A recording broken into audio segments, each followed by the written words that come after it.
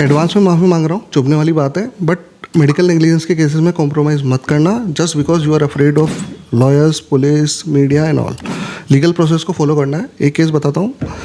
एक medical student जो कि अब गायनी में पीजी करके अपना क्लिनिक चला रही है, उसने ट्यूबेक्टमी की, फेल हुई और उसके ऊपर लीगल नोटिस आया।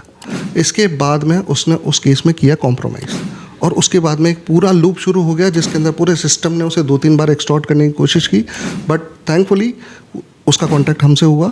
हमने उसे सजेस्ट किया कि you should always take legal remedy despite of compromises और सेटलमेंट। उस डॉक्टर का मानना ये था, और जो कि सारे डॉक्टर्स का मानना होता है, कि कॉम्प्रोमाइज़ कर लेते हैं यार, बस केस क्लोज हो जाए, कौन इतने पचड़ों में पड़ेगा। एक दिन भी अगर कोर्ट या मेडिकल काउंसिल जाना पड़ा तो वैसे ही हज़ारों का नुकसान होगा, क्लिनिक बंद करना पड़ेगा या किसी और को लोकम ड्यूटी पे बुलाना पड़ेगा और ये केस तो पता नहीं कितना लंबा चलेगा।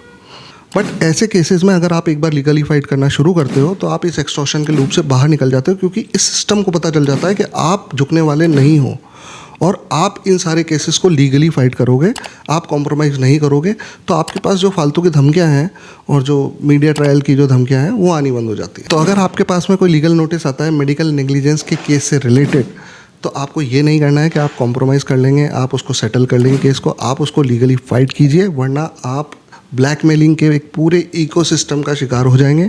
और अगर आप एक बार झुक गए तो ये पूरा इकोसिस्टम आपको बार बार झुकाता रहेगा।